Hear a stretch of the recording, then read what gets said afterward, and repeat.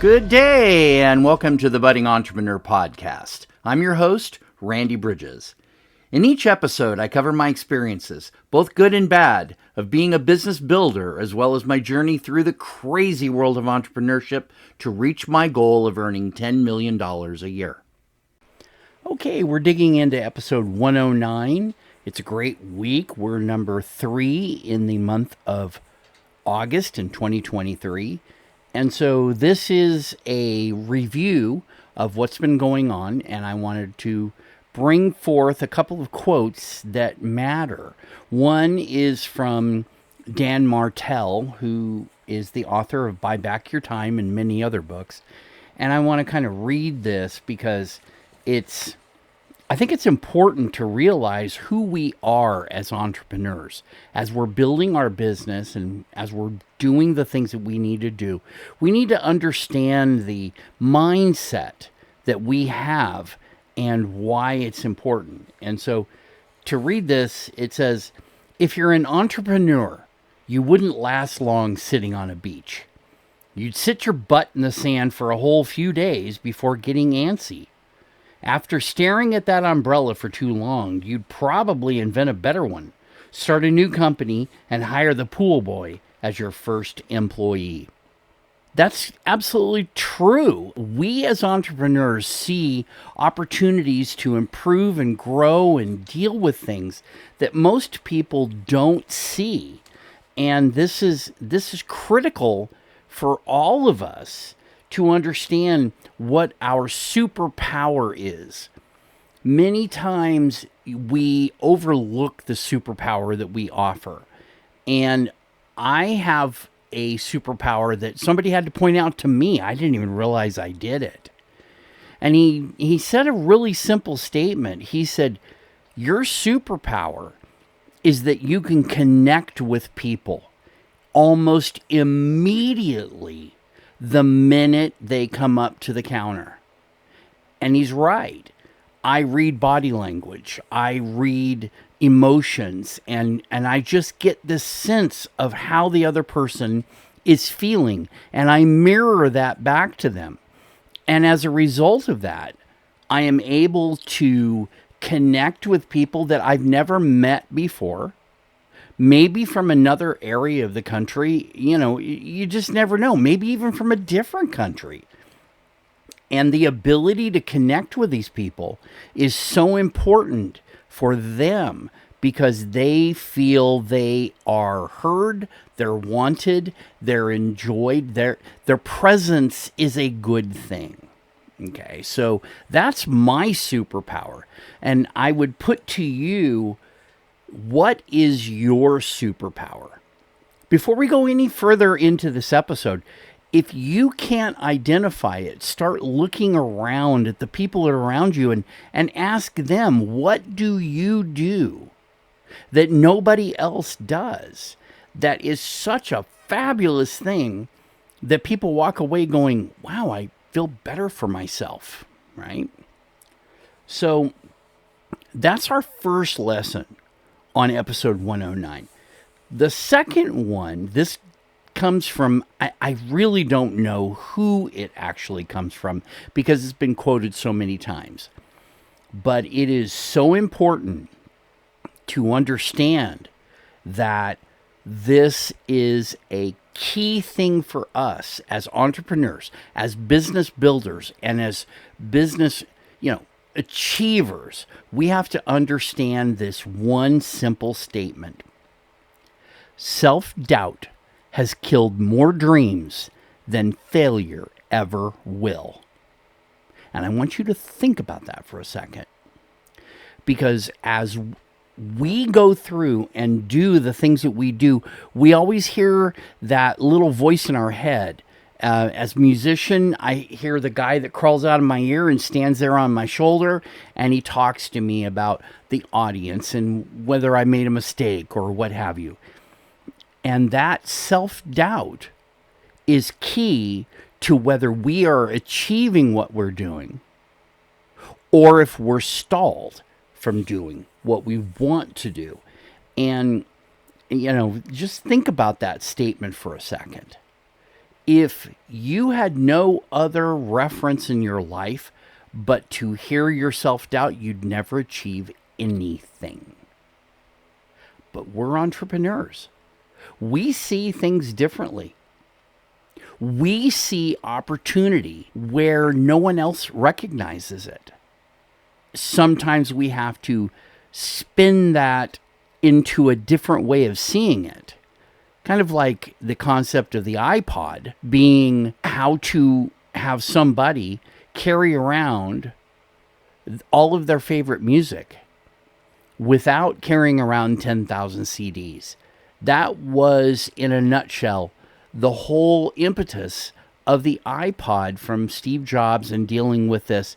And I want you to think about how that affects every decision you make. You want to see, if you can, as we go into this episode, how can you turn something that may not be of direct import for you, how can you turn that into something that is valuable, that presents a way to sell something that nobody else has ever seen? I want to jump into the actual script that I've been following, and I put these two together. I saw those quotes, and they struck me as two different polarities of how being a business owner is. So we're going to talk about the books that I'm still reading. I'm working on Buy Back Your Time by Dan Martell. I've been working through this one for quite some time. It's not a thick book. It's not a hard book. It's a lot of very good lessons, many of which he's been able to actually recognize within himself. Now, Hiring the Right Virtual Assistant by Melissa Smith. Again, this is an older book. I think it's 2016, something like that. But it's still a really good read on how to look at a virtual assistant to expand the work that you're doing. And then there's The Wealthy Consultant by Taylor Welch. I'm working on the 8-figure team process of building a team within your business such that we can all see the benefit of building that team to be able to take some of the concepts that Dan Martell has and then Melissa Smith has. You're handing people off the responsibility of the decisions that they make. You're not owning that. And you're building that. And you're creating a situation where people can say, that's my actual answer. And you then evaluate it, look at it, maybe tweak it a little bit, and then pass it back to them for execution. Because the best people to execute on an idea are the ones that came up with that idea. So these are the 3 books that I'm working on this week. And as I go through, I'm spending time whipping around The Wealthy Consultant, and I'm trying to go through, Buy Back Your Time and learn all the concepts. But I want to talk about where I am in terms of the LaunchKit program from The Wealthy Consultant. This has been a great opportunity for me to look at my business, what I'm offering, what other people need, and be able to put pieces into my business that make sense. I have wrapped up Module 7, which is the last one. Now I'm in the bonus material, and this is where we get into paid ads and different things like this. The key thing that I've brought out of Module 6 and Module 7 is the business dashboard. The business dashboard gave me a really good understanding of how I need to measure my business. If we can't measure our business, we can't manage our business. It's just that simple. And so, there's many different ways that the business dashboard can be used. But it's kind of, like I said in a video that I did for the LaunchKit program, is that the business dashboard is similar to how a pilot uses a dashboard of instruments in front of them. They don't look out the window. I mean, they can, and they do on takeoff and landing, But the rest of the time, they're running off of instruments that are telling them what is their elevation, what direction are they going, what is happening around them, what is the overall, are there any feedback systems giving it to them that tell them there is a problem or that everything is okay. And so that kind of business dashboard is critical to the ongoing success of your business. Now, I have found that Facebook, for me, you might find it differently, but Facebook is not presenting me with the kinds of opportunities that I really want to have. I've got my Facebook group, I have my main postings, and I still continue to do that. But what I'm finding is that the platform of Alignable, which is something I was invited to, Alignable is providing me greater feedback on what I'm presenting, and people are actually responding to what I'm doing there better than they are on Facebook. And I kind of understand that because people just get inundated on Facebook, and that's unfortunate, but it still is the key thing of being able to get your social platform out there. LinkedIn is another good one, but again, it's just overkill sometimes. Alignable is generally business professionals, and it just fits much more simply for me. You may find it different. You might find Facebook is a great thing for you. Facebook groups can provide you with a lot of great information and a lot of great opportunity. But at the end of the day, what matters is how well does it work for you? Okay, so I'm still pushing my Facebook group, getting into the things that are happening this week, in addition to my quote-unquote checklist and my readings and things. I'm still working through playbooks. I had created my email and calendar playbook last week, and my assistant is now using that playbook. And she's able to put all the emails that I want in the places that I want them for, and she's doing a great job. I just completed the billing playbook, and I'm working on payroll this week. And these three are the ones that are key for me to get a lot of this out of my hair. Because, my email and my calendar, if I can spend the first 3 hours of a day focusing on something other than my email and other than my calendar, man, I'm doing great. A lot of the things that I'm writing are occurring in between the hours of 6 a.m. and 9 a.m., even up to 10. And in fact, most of my podcasts and things like that are usually done first thing in the morning. Today is a little different. I got sidelined early in the day dealing with some things. So I'm actually doing this podcast at 12:39 a.m. on Friday. It's just the way that it is. You have to kind of roll with things. And if I can get rid of some of these things like the billing and the payroll and the email and the calendar, altogether, I'm so much better off than I would be any other way. And so this is key for me. I'm working on my morning routine. This is another thing that I'm trying to solidify. I have a W-2 job. It tends to work late at night. I don't recommend that if you can help it. But I know everybody has to have certain things.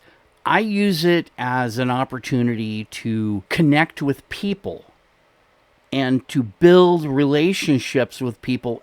Initially, working at this W-2 job was all about understanding how people think, how they work, how they do things, and establishing relationships with people that I normally don't have any connection with. When I first moved here 5 years ago, I had no connection with anybody here. And so going into this W-2 job gave me an opportunity to establish that connection. And I got a lot of, like I said, my superpower, of being able to see what's going on with somebody else and just read their body language and understand that. These are things that are critical. Now I've grown past that.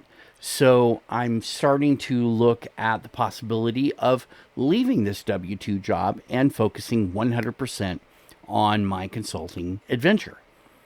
But I'm also using my morning routine, 6 a.m. rise, even if I get to bed late. I'm also using it to prep for my 75 hard program, which has, I haven't worked out in a long time, and I haven't done a lot of things physically, and I haven't done a lot of things mentally that are real struggles for me. Everything has been, this is my strength and I'm working within it. So 75 hard is going to give me an opportunity to really look at all the things that I do and try to wrap that into a process where I can, number one, build my body much better than I have been, build my mind, and my overall structure of how I do things. These all are key elements of the 75 hard program, and I'm starting the process of just building up. I've been using my W-2 job to help with lifting and kind of bending and twisting, and yeah, I'm feeling the pain. Yeah, I know, it is what it is. But the simple fact of the matter is that now I'm able to actually do these things and not feel quite so much pain as I did, 6 months ago, right? So these are the things that episode 109 brings to mind. We're through the LaunchKit program. I'm dealing with this business dashboard. Alignable is really helping me out. And my Facebook group, I continue to post in it. I've used many different things to help me develop, certain pieces of my content that I'm trying to do. Right now, I'm using ChatGPT just to create a schedule of how I'm going to do my content, where I'm going to do it, and what kinds of things it focuses on. And this has been very helpful because I can plan out my whole month simply by saying, yeah, I'm going to do this, and here it is. And it's like, okay, there we are. So it gives me a good schedule to be able to continue working from. But for now, that's enough for episode 109. We're coming up on almost 20 minutes. I want to thank you very much for your time today. As we go into this next week, I am going to start planning for next month. Like I said, I'm usually, planning out the future the way I want it to be. And in many cases, it's really about looking at where I want to achieve in new areas. So next month is going to be, we'll see about whether this W-2 job maintains itself. In the meantime, I wish you the best in your health, your wealth, your business, your family, everything about you. Take care. We'll be looking forward to seeing you next week. Have a great weekend, and we'll talk to you soon. Bye now.